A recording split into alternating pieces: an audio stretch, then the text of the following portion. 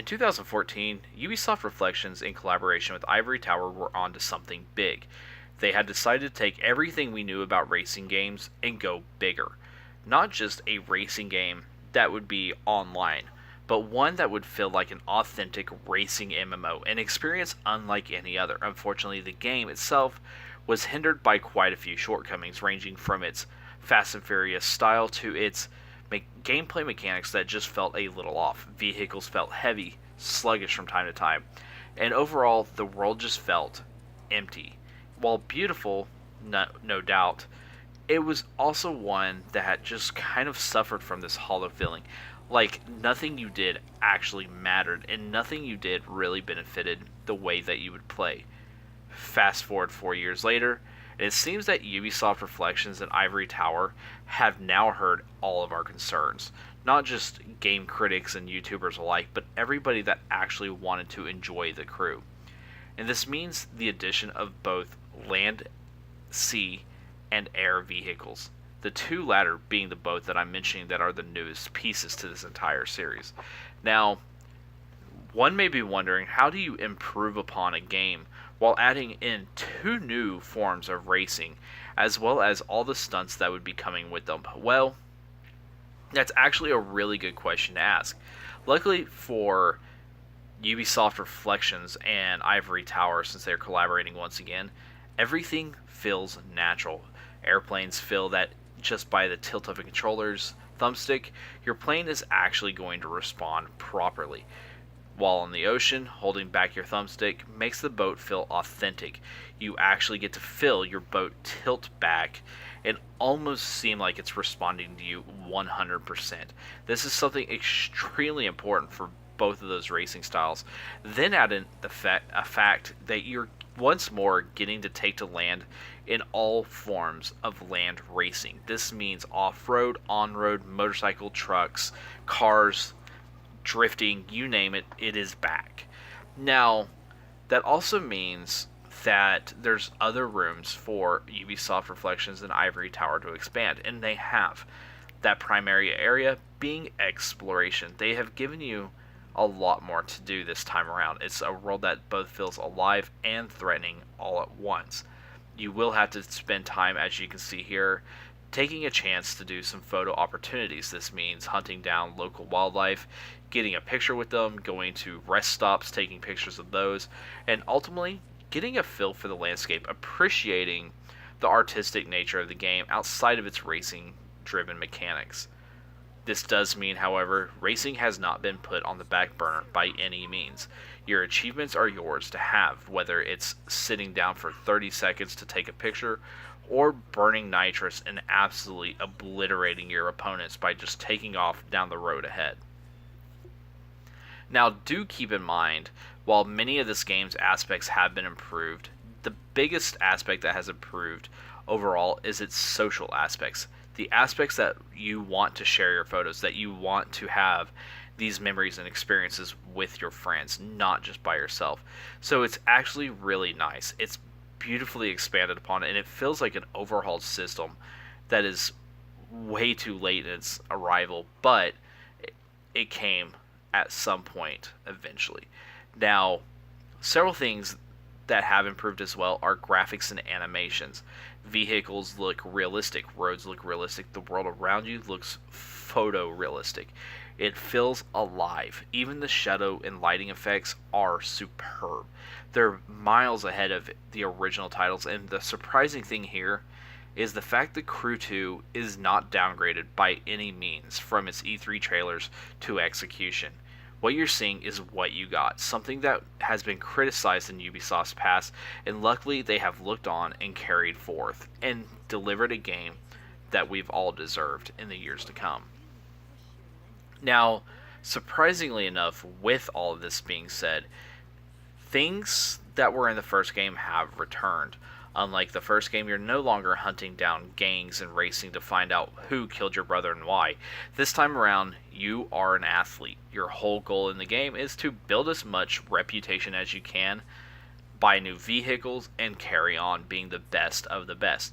This means that you will have to learn new disciplines, go to different racing platforms, and overall master every form of racing from the land to the skies to the sea.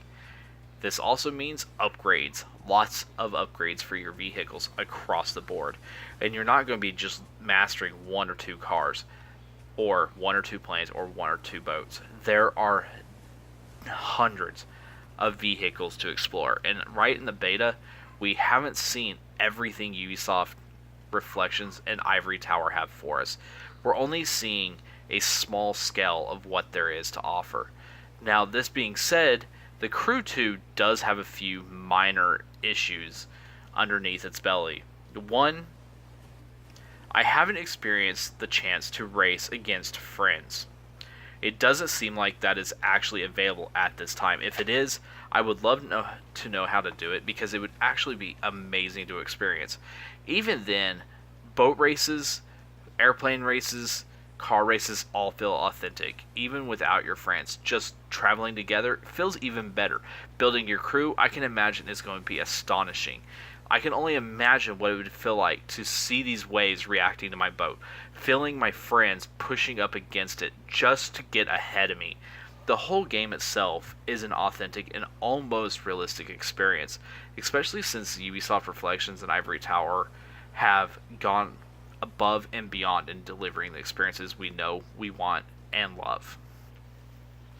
Now, with that being said, there are a few issues here. One, unlocking parts can only be done by racing or exploring for live events. Unfortunately, I have not seen airplane or boat-related live events pop up. I've only seen ones that'll have you shift from your airplane to a car or a boat to explore to get to them, and then unlocking them via your car or your truck or bike or whatever have you.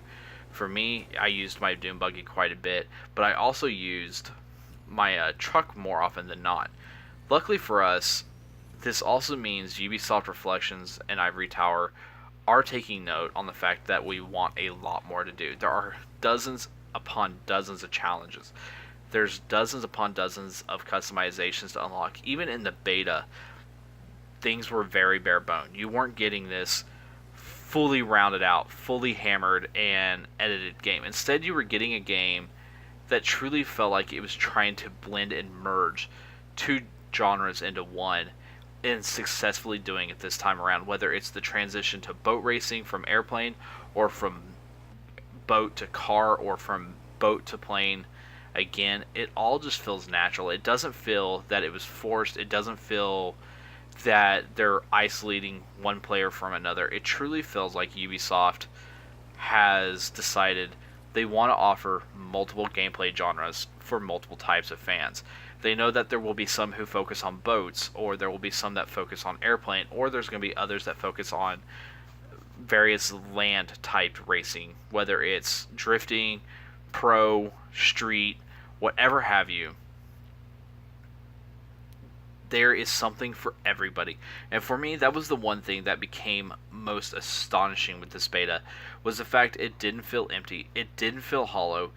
There was no performance issues. Even with how photorealistic it is, it never dropped below a consistent 60 frames on PS4.